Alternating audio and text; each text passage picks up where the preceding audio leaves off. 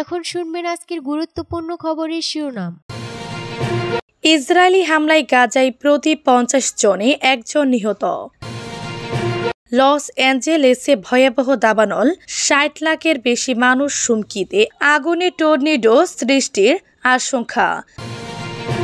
গাজা যুদ্ধে লক্ষ্য অর্জনে ব্যর্থ ইসরায়েল, জানিয়েছে হামাস।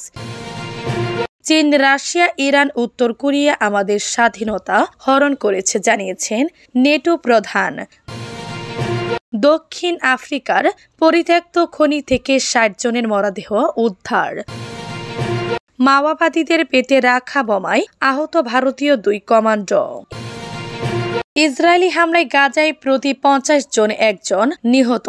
ফিলিস্তিনের গাজায় ইসরায়েলের নির্বিচার হামলায় ১৫ মাস পেরিয়ে গেছে।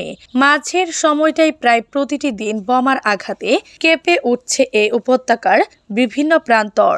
হামলা, হতাহত আর বাস্তুচ্যুতি মর্মান্তিক এসব ঘটনার সাক্ষী হয়েছেন গাজাবাসী। ঘটনার সূত্রপাত ২০২৩ সালের ৭ অক্টোবর। ওই দিন ইসরায়েলের দক্ষিণ অঞ্চলে আকস্মিক হামলা চালায় ফিলিস্তিনের স্বাধীনতাকামী সশস্ত্র সংগঠন হামাস। ইসরায়েলের দাবি, হামলায় নিহত হন ১,১০০ জনের বেশি, প্রায় ২৪০ জনের জিম্মি করে গাজায় নিয়ে যাওয়া হয়। তাদের অনেকে এরই মধ্যে মুক্তি পেয়েছেন, কেউ কেউ হামলায় প্রাণ হারিয়েছেন। হামাসের হামলার জবাবে ওই দিনই গাজায় তাণ্ডব শুরু করে ইসরায়েলি বাহিনী, যা এখনো চলছে। নারকীয় হামলায় অবরুদ্ধ গাজা কার্যত ধ্বংসস্তূপে পরিণত হয়েছে। ২০০৭ সাল থেকে অবরুদ্ধ হয়েছে উপত্যকাটি। গাজায় গত ১৫ মাসে ইসরায়েলি হামলায় অন্তত ৪৬,৭০৭ জন নিহত হয়েছেন।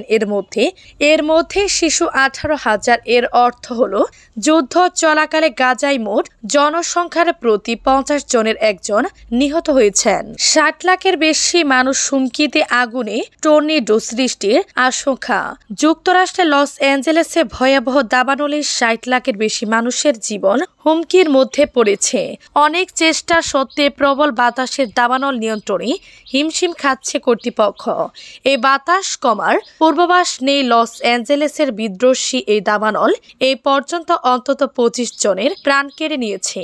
এদিকে ইউসিএল এর একটি বিশ্লেষণে বলা হয়েছে, এই দাবানলগুলো বর্তমান বিশ্বের জলবায়ু পরিবর্তনের প্রভাবে আরো বড় এবং আরো গরম হয়ে উঠেছে।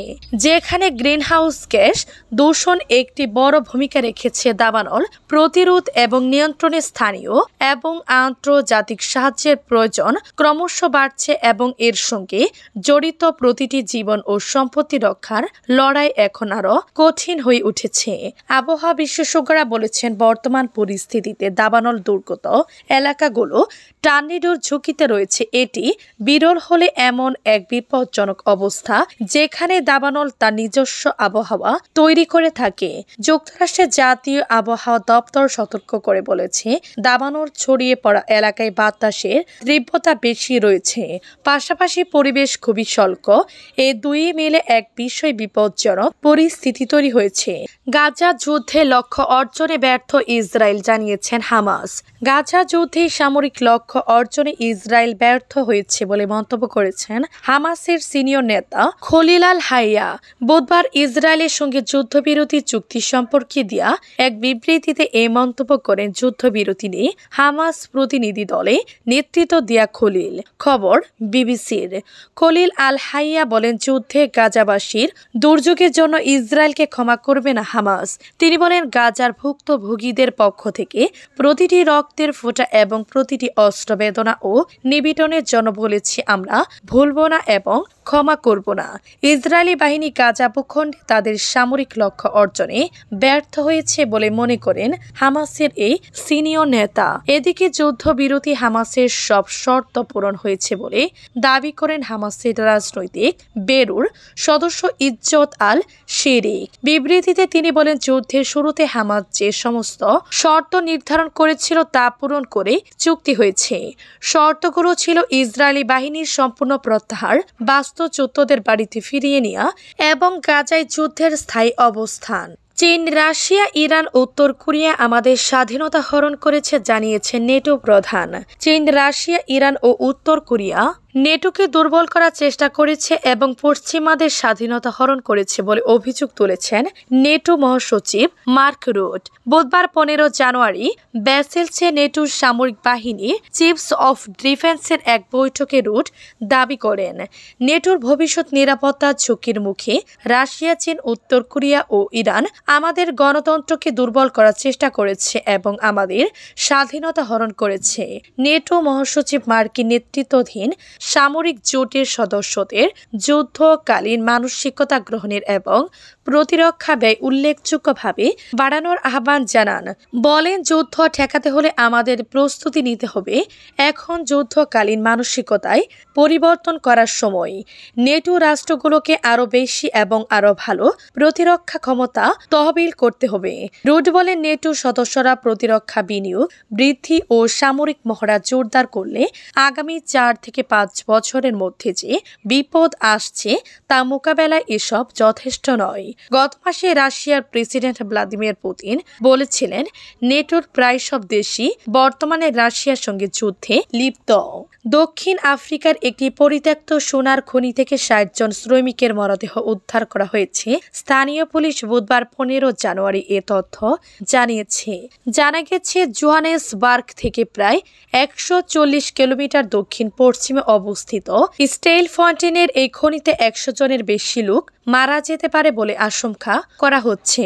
পুলিশ এক বিবৃতিতে জানিয়েছে, অভিযানের দ্বিতীয় দিনে অবৈধ খনি থেকে মোট 106 জনকে জীবিত উদ্ধার করে তাদের গ্রেফতার করা হয়েছে। এছাড়া 51 জনকে মৃত অবস্থায় পাওয়া গেছে। আগের দিন মঙ্গলবার 9 জনের মরদেহ উদ্ধার করা হয়েছে। খনিটি ভূগর্ভের 2.6 কিলোমিটার গভীরে। দেশটির স্বরাষ্ট্রমন্ত্রী সেনচু মাচুনো মঙ্গলবার ঘটনাস্থল পরিদর্শন করেন। সেখানে কতজন শ্রমিক থাকতে পারে তা অনুমান করতে অস্বীকৃতি জানান। পুলিশ জানিয়েছে, কর্তৃপক্ষ স্টিল ফন্টেইনে 1500 জনের বেশি অবৈধ খনি শ্রমিককে গ্রেফতার করেছে।